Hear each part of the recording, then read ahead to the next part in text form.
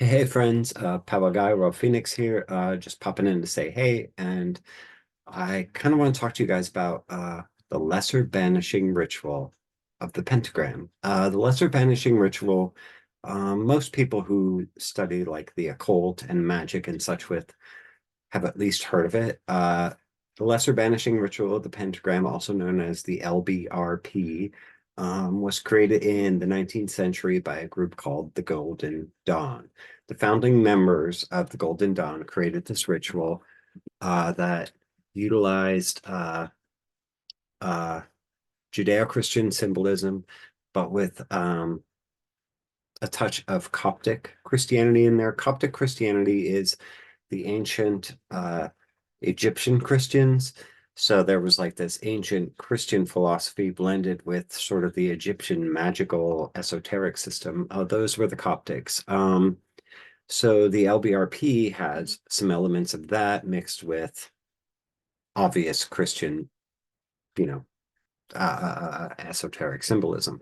So the idea behind the LBRP was that, well, actually, nobody's really sure about the original idea, what the founders of the Golden Dawn actually intended for the lesser banishing ritual. It was taught for the what they called neophytes or initiates, new people to the group. It was like one of the first things they had to learn.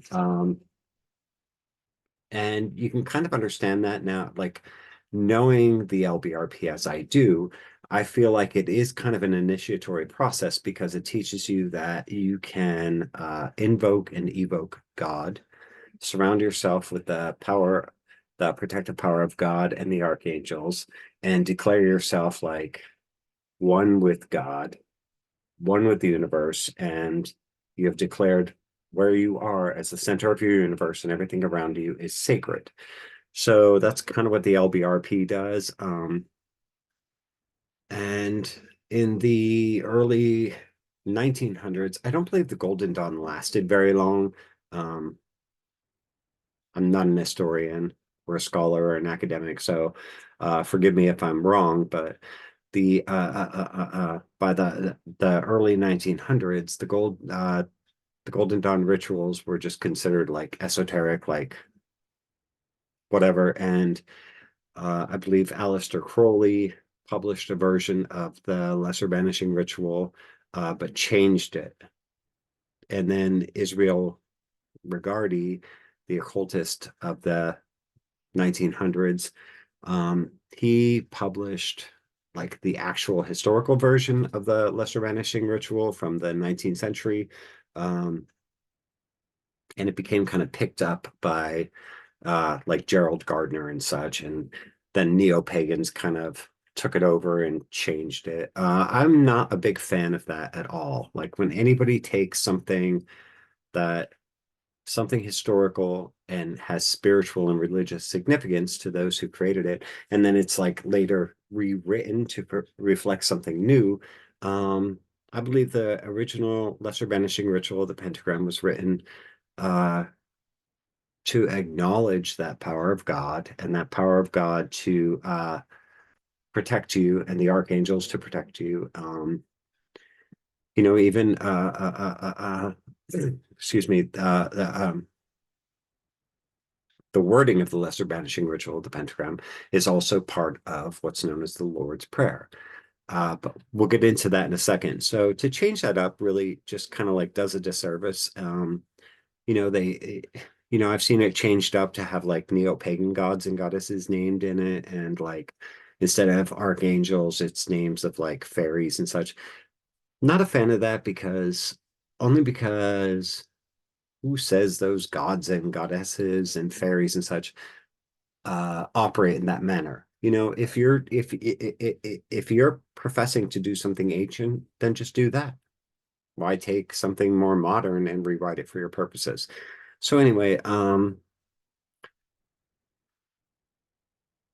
the the lesser banishing of the ritual of the pentagram, even the Golden Dawn, are very interesting because they had so much influence on all this modern neo-pagan magic traditions. Like it was somewhere around the 12th century that this idea of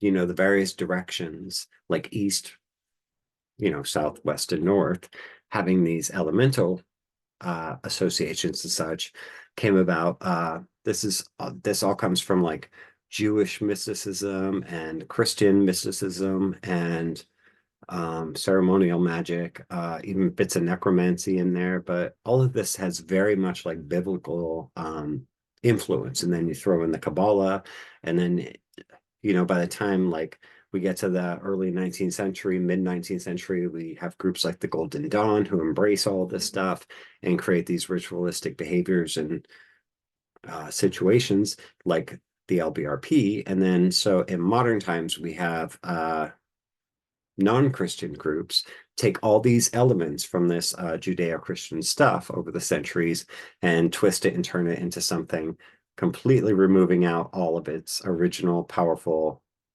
foundations. The Kabbalah, the Jewish mysticism, the Coptic Christian, all that.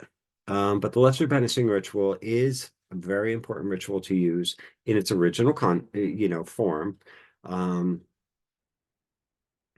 For centering yourself, for aligning yourself with God, for calling on the protections of the archangels, and for cleansing a space of negative energy. So I think it's very important for a powwower, even a modern Christian, a magical person, to use the Lesser Banishing ritual.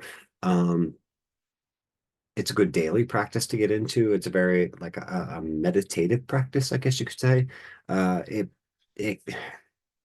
to put it plainly, it gets you in the zone. It puts you where you need to be in order to begin your work, in order to begin your day, in order to begin your ritualistic work, in order to begin your powwowing work. It puts you in that zone. It aligns you with God. It aligns God with your purpose. It surrounds you with the protective spirits of the archangels, and it gets you in that zone ready to work. Some of the well, I have a really good, I'm going to link one of my favorite videos on YouTube about the Lesser Banishing ritual that I really love. I'm going to link in the description to this video. Also, I have a link to my Pennsylvania Dutch powwowing page where I outline the version of the LBRP that I use. But I think it's a very important ritual for a powwow to use. It is very much a Christian, Coptic, Judaic inspired ritual.